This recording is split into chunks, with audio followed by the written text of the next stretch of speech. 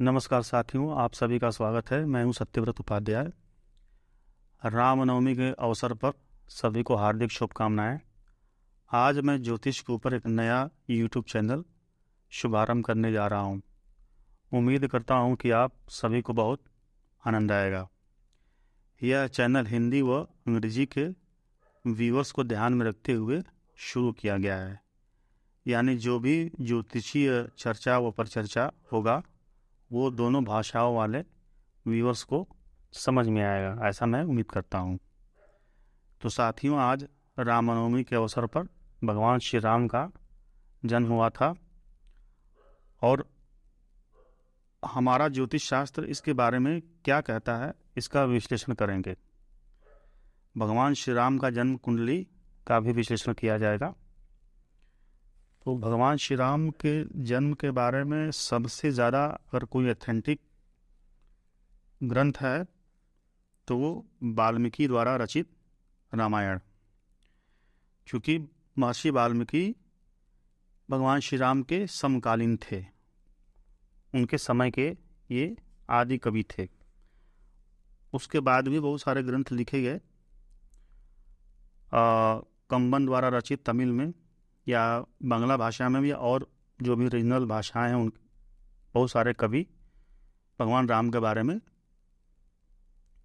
लिखे हैं। लेकिन इतना ऑथेंटिक कोई भी ग्रंथ नहीं है जितना महर्षि वाल्मीकि द्वारा रचित रामायण में है। क्योंकि उसमें एस्ट्रोनॉमिकल एविडेंस भी दिया हुआ, मतलब हमारे आकाश में अमुक अमुक ग्रह किस राशि में विद्यमान थे ये वर्णन है, और उसी जन्म कुंडली के आधार पर हम पूरा उनका फलादेश देखते हैं। तो वाल्मीकि रामायण के 18वें सर्ग में एक श्लोक है, उस श्लोक को पढ़ते हैं और अर्थ समझने का प्रयास करते हैं। तो उसके बाद हम भगवान श्री राम का कुंडली का एनालिसिस करेंगे। तो श्लोक कुछ इस तरीके से है कि ततो यज्ञ समाप्ते तु ऋतूनाम षट समत्ययु ततश्च द्वादशे मासे चैत्रे नवमी के तिथौ। मासे चैत्रे नवमी को तिथे साफ साफ लिखा हुआ है, ठीक है, कि चैत्र मास के नवमी तिथि। नक्षत्रे दिति दैवत्य, नक्षत्रे दिति, अदिति नक्षत्र को पुनर्वसु नक्षत्र भी कहा गया, यानी कि पुनर्वसु नक्षत्र में इनका जन्म हुआ था। सुवोच्च संस्थेषु पंचसु, यानी 5 ग्रह स्व व उच्च स्थान में विराजमान थे। ठीक है, इसका हम मतलब समझाएंगे। ग्रहेशु कर्कटे लग्ने, मतलब कर्कट लग्न में कर्क लग्न, ग्रह कर्क लग्न में था एक, ठीक है। वाक्य पता बिंदुना सह प्रोद्यमाने जगन्नाथम सर्वलोक नमस्कृतम कौसल्या जनयद रामम दिव्य लक्षण संयुतम। तो ये हिंदी का अर्थ दिया हुआ कि यज्ञ समाप्ति के पश्चात 6 ऋतुएं बीत गई तथा 12वें मास में चैत्र की शुक्ल पक्ष की नवमी तिथि को पुनर्वसु नक्षत्र एवं कर्क लग्न में कौशल्या देवी ने दिव्य लक्षणों से युक्त सर्वलोक वंदित जगीश्वर श्री राम को जन्म दिया।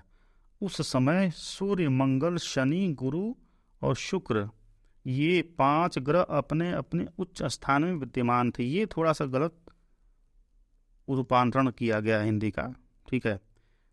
जो भी विद्वान रहे होंगे ये इन्होंने गलत ट्रांसलेशन किया है।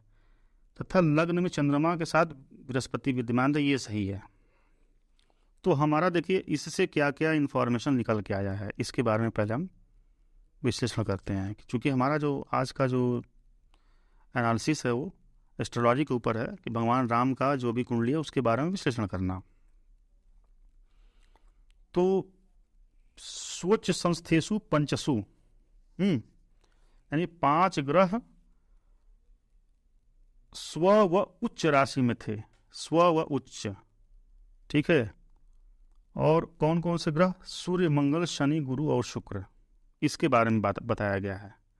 तो देखिए भगवान श्री राम की ये जन्म कुंडली है जो कि इंटरनेट पर आपको मिलेगी, और लगभग इंटरनेट पर यही कुंडली मिलेगी आपको 100%। कहीं भी खोजेंगे कि गुरु उच्चिका है कर्क राशि में, मंगल उच्चिका है मकर राशि में, शनि उच्चिका है तुला राशि में, सूर्य उच्चिका है मेष राशि में, 5 ग्रह यहाँ उच्च का हो गए और ये शुक्र मीन राशि में उच्च का हो गया, और चंद्रमा स्वराशि में है, अपनी राशि में है ना। 4 नंबर की राशि कर्क राशि होती है, और कर्क राशि में चंद्रमा अगर बैठा है तो वो अपने घर में बैठा है, अपने भाव में बैठा है।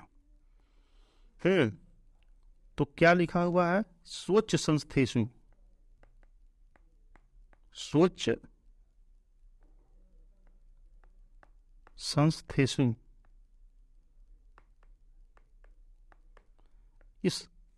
इस चीज को समझते हैं। स्वच्छ यानी स्व धन उच्च, स्वधन उच्च, ठीक है। कितने, ये दिया हुआ पंचसु यानी कि 5 ग्रह, 5 ग्रह। देखिए तो इसमें देखिएगा, एक तो गुरु हो गया आपका यहाँ पे, दूसरा शनि हो गया, तीसरा मंगल, चौथा सूर्य, ये भी उच्च का। अब समझ लिए कि 4 ग्रह तो यही उच्च के दिख गए, 5वां शुक्र, 5 ग्रह उच्च। ये किसी भगवान की ही कुंडली हो सकती है, ठीक है।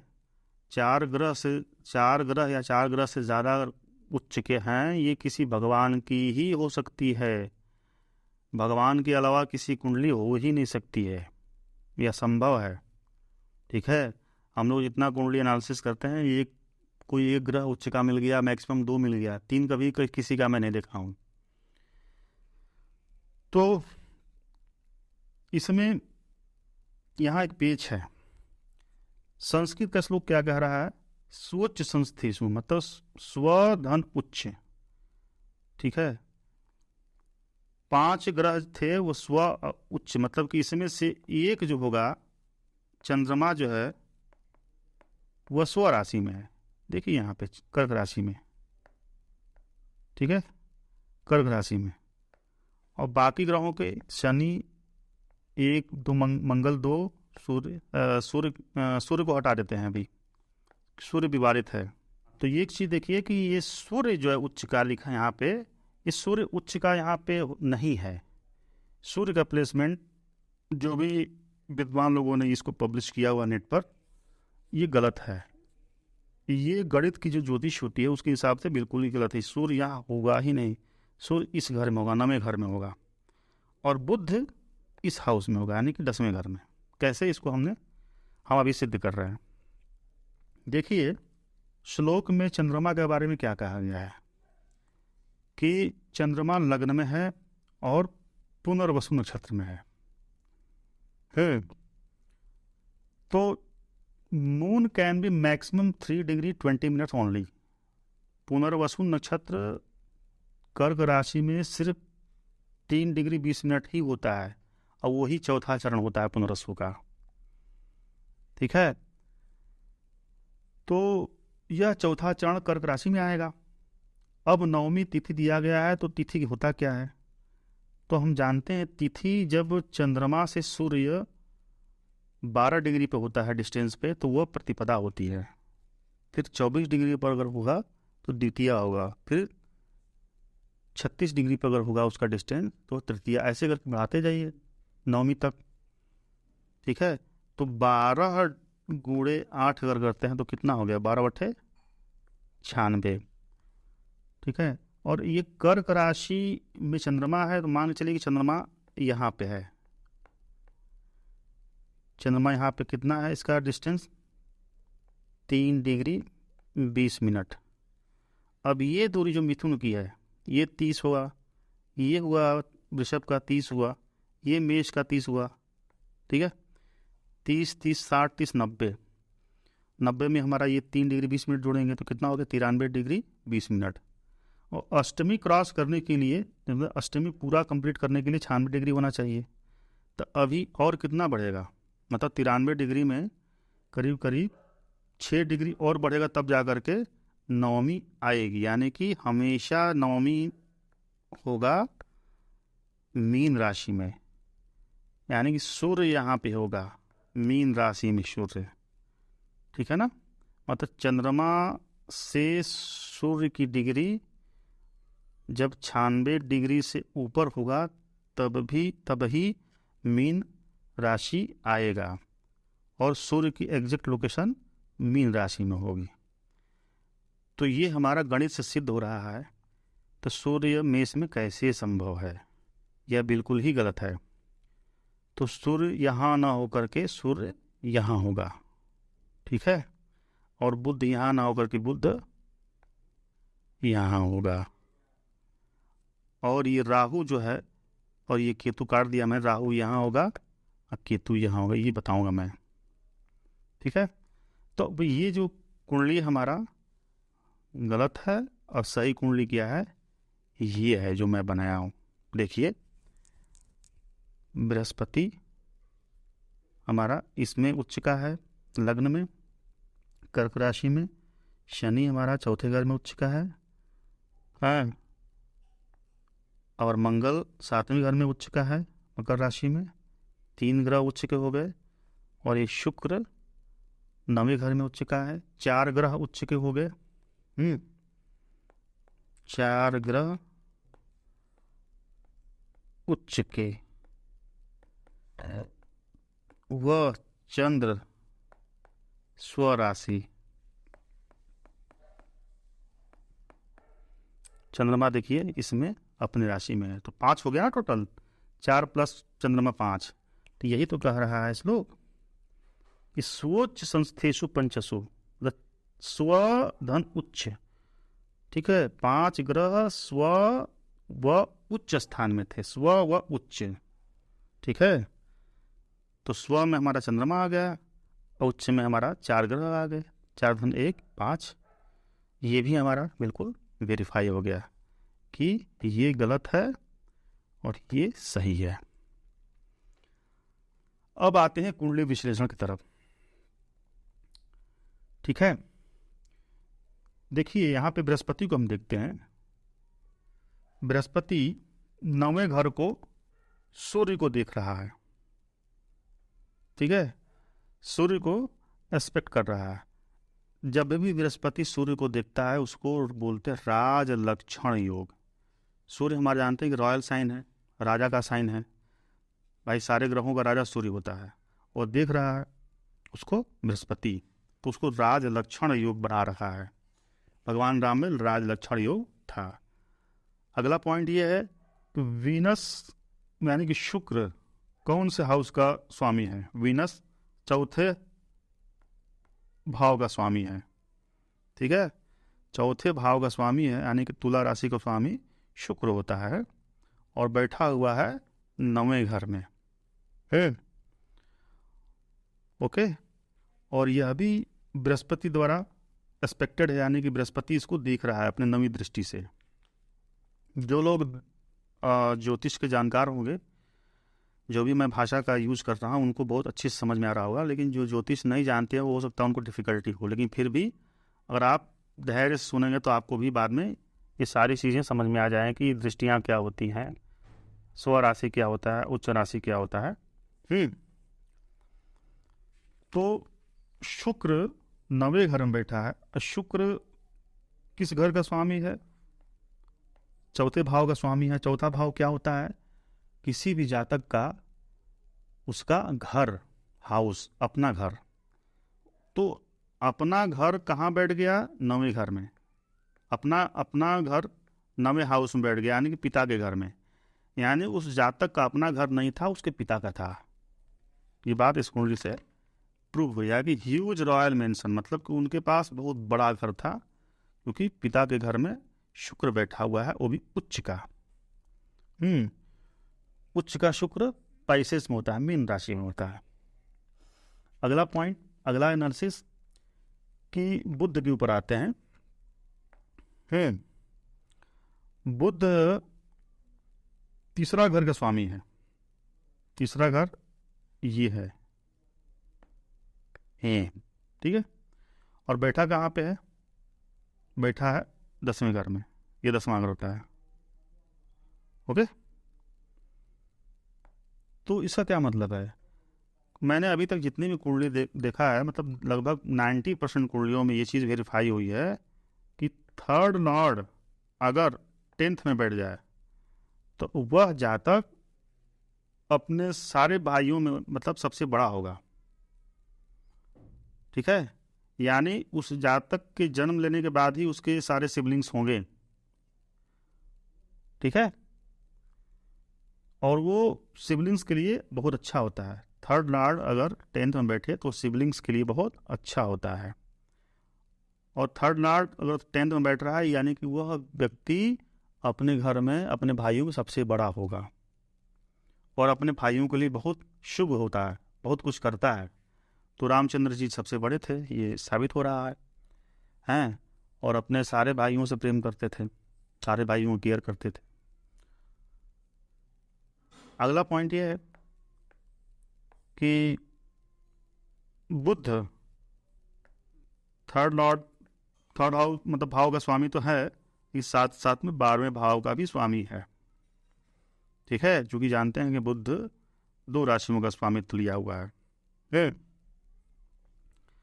एक जैमिनाई एक वर्गो, 2 राशियों का स्वामित्व लिया हुआ, तो 12th हाउस का भी स्वामी है। और वह कहाँ बैठा है? 10वें घर में है। और देख किसको रहा है? 4th हाउस को दिख रहा है, इसको दिख रहा है। इसका मतलब आज के टाइम में इसको बोलते हैं फॉरेन ट्रिप। क्यों? क्योंकि 12th लॉर्ड फॉरेन ट्रिप होता है।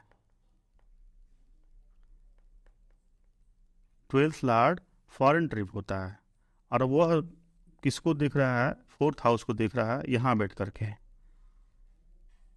तो व्यक्ति को घर छोड़वाएगा ना, कहना कि इसको फॉरेन की तरफ ले जाएगा। भगवान राम कहाँ गए थे? फॉरेन गए थे, श्रीलंका गए थे। तो ये भी कहीं ना कहीं प्रूव हो रहा है चीज़। ठीक है, अब आते हैं अगले पॉइंट पे कि शनि का प्लेसमेंट देखिए। शनि भी उच्च का बैठा हुआ है 4th हाउस में। 4थे भाव में शनि उच्च का बैठा हुआ है। तो शनि की एक प्रॉपर्टी होती है कि शनि जहाँ भी बैठता है वहाँ से उसको सेपरेट कर देता है। जिस भाव में शनि बैठता है वहाँ से उसको सेपरेट कर देता है। तो शनि कहाँ बैठा हुआ है? 4थे भाव। 4था भाव क्या होता है? उस नेटिव का अपना घर होता है, यानी भगवान श्री राम का घर। तो हम जानते हैं कि भगवान श्री राम को अपना घर छोड़ना पड़ा, त्यागना पड़ा।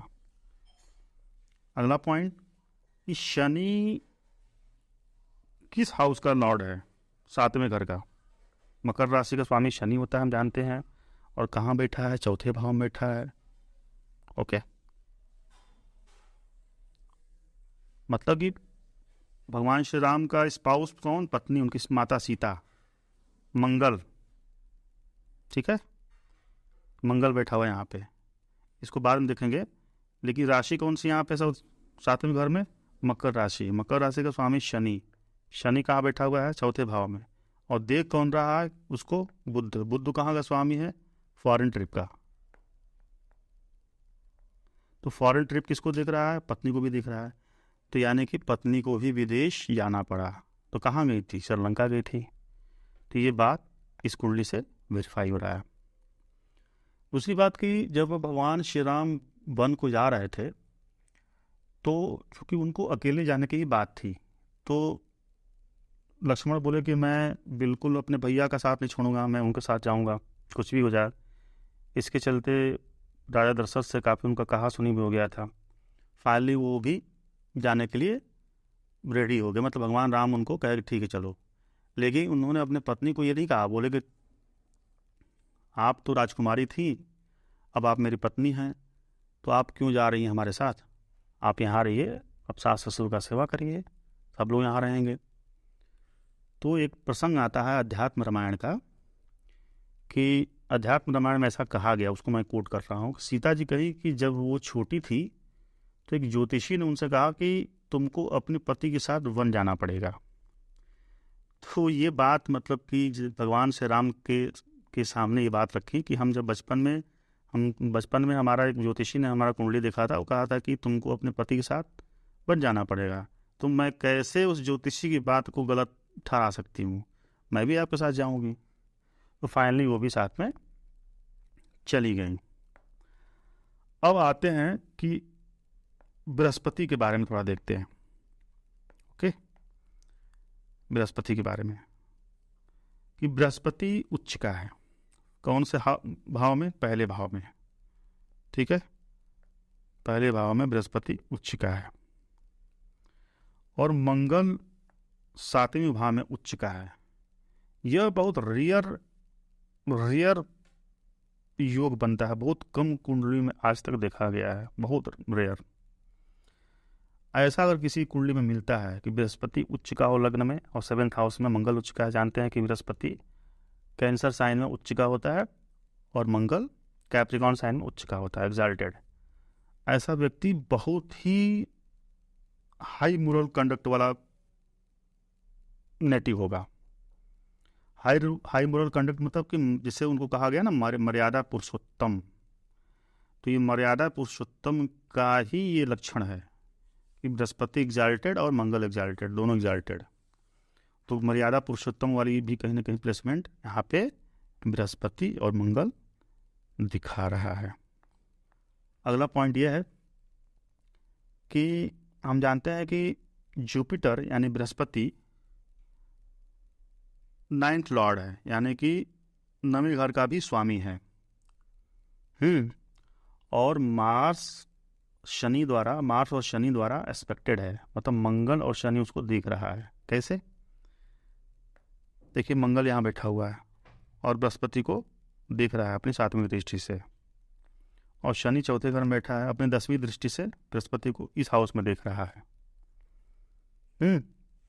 तो यह जो मतलब कॉम्बिनेशन होता है उसके फादर के लिए अच्छा नहीं होता है। क्यों? क्योंकि पिता का घर नवा घर होता है। ध्यान दीजिएगा, पिता का घर नवा होता है, 9th हाउस। 9th हाउस कहाँ बैठ गया? 1st हाउस में।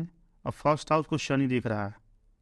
ठीक है, शनि किसको देख रहा है? पिता को देख रहा है। तो हमेशा शत्रुता निभाएगा ही निभाएगा शनि का पिता से, यानी उसके पिता कौन थे? सूर्य थे, तो हमेशा शत्रुता निभाएगा। और साथ में मंगल भी दिख रहा है, मंगल भी सेपरेटिव प्लेनेट है, तो पिता के लिए अच्छा नहीं है। दूसरा चीज कि एक चीज और भी है कि सूर्य भी अगर 9वें घर में बैठ जाए, ठीक है, तो वह भी पिता के लिए अच्छा नहीं होता है। मतलब यहाँ पे दोहरी मार है। शनि और मंगल देख रहे हैं बृहस्पति को, और साथ में सूर्य भी अगर 9वें घर में बैठा हुआ है, तो ये पिता के लिए मतलब उसकी लॉन्जिविटी के लिए अच्छा नहीं था। जानते हैं कि जैसे श्री राम बन गए तो उनके पिता का तुरंत देहांत हो गया। तो ये भी बात कहने की वेरीफाई हो रही है। ओके, अगला पॉइंट ये है कि जिसे कुछ लोग कहते हैं कि राहु 3rd हाउस में है। प्रचलित कुंडलियां हैं उसमें आपको राहु 3rd हाउस मिलेगा यहाँ पे, लेकिन मैंने अभी तक जितनी भी कुंडली देखा है 3rd हाउस में राहु अगर बैठा है तो वह व्यक्ति अपने अपने भाइयों में, सिबलिंग्स में यंगेस्ट होगा, यंगर या यंगेस्ट होगा, एल्डेस्ट तो नहीं होगा। लेकिन भगवान राम सबसे बड़े थे, तो ये राहु का प्लेसमेंट गलत है। राहु कभी भी 3rd हाउस में बैठेगा वो व्यक्ति या तो यंगेस्ट होगा या तो यंगर होगा, एल्डेस्ट नहीं हो सकता है। अब भगवान श्री राम सबसे बड़े थे, तो ये एक बात गलत हुई। तो रिसर्च क्या कहता है? रिसर्च कहता है कि Rahu should be in 6th house, मतलब यहाँ पे होना चाहिए 6वें घर में। इसीलिए मैंने राहु को यहाँ किया है। क्यों? क्योंकि जिस साइन में राहु बैठा हुआ है वह साइन कौन सा? सेजिटेरियस है, धनु राशि। तो हम जानते थे कि बहुत बड़े धनुर्धर थे श्री राम, उनको कोदंड राम भी कहा गया क्योंकि उनके धनुष का नाम कोदंड था। उसके बारे में भी कभी हम चर्चा करेंगे, बहुत अच्छी कहानी है।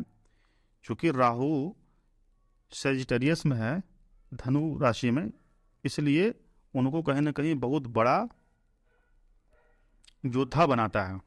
ठीक है, और उस कोदंड धनुष की एक प्रॉपर्टी थी कि उसके द्वारा छोड़ा गया कोई भी बाण अपने लक्ष्य को भेद करके वापस चला आता था। ठीक है, इसकी बहुत बड़ी प्रॉपर्टी थी। तो ये तभी संभव है जब राहु 6वें घर में रहेगा। ठीक है, थर्ड हाउस में तो हो ही नहीं सकता, क्योंकि थर्ड हाउस में रहेगा तो वो उस जातक को सबसे छोटा बना देगा सिबलिंग्स में, उसके भाइयों में, जबकि भगवान श्री राम सबसे बड़े थे, तो ये बिल्कुल गलत हो जाएगा। ठीक है, अंतिम बिंदु ये हो सकता है कि चंद्रमा फर्स्ट हाउस में, पहले घर में, ठीक है, और इसको कौन कौन देख रहा है? मंगल देख रहा है, साथ में शनि भी देख रहा है। ठीक है, क्योंकि बृहस्पति के साथ है तो बृहस्पति को भी आपका शनि और मंगल देख रहा था, तो चंद्रमा को भी देखेगा। तो कभी भी जान लीजिए कि चंद्रमा को अगर शनि देख ले या चंद्रमा को शनि और साथ में मंगल देख ले, ये ऐसा कॉम्बिनेशन है कि ये वैराग युग बनाता है। ठीक है, या संन्यास युग। देखिए भगवान राम वन गए और पूरा संन्यास का ही पूरा रूल्स फॉलो किए, सन्यासी वेशभूषा में रहे वो। तो कहीं ना कहीं ये प्रेडिक्शन, ये जो भी हमारी प्लेनेटरी पोजीशन है, ये बिल्कुल उसको सही साबित करता है। भगवान राम के जो जीवन में हुआ है, ये हमारे जो भी ग्रहों की दशाएं हैं, जो भी लोकेशन है, और जो भी मैंने विश्लेषण किया, उसके आधार पर ये बात साबित हो रही है कि हमारा ये प्लेसमेंट है ये बहुत ही सही है। क्योंकि विवाद का बिंदु सिर्फ सूर्य में था और राहु में था। ठीक है, सूर्य, राहु और बुध में था।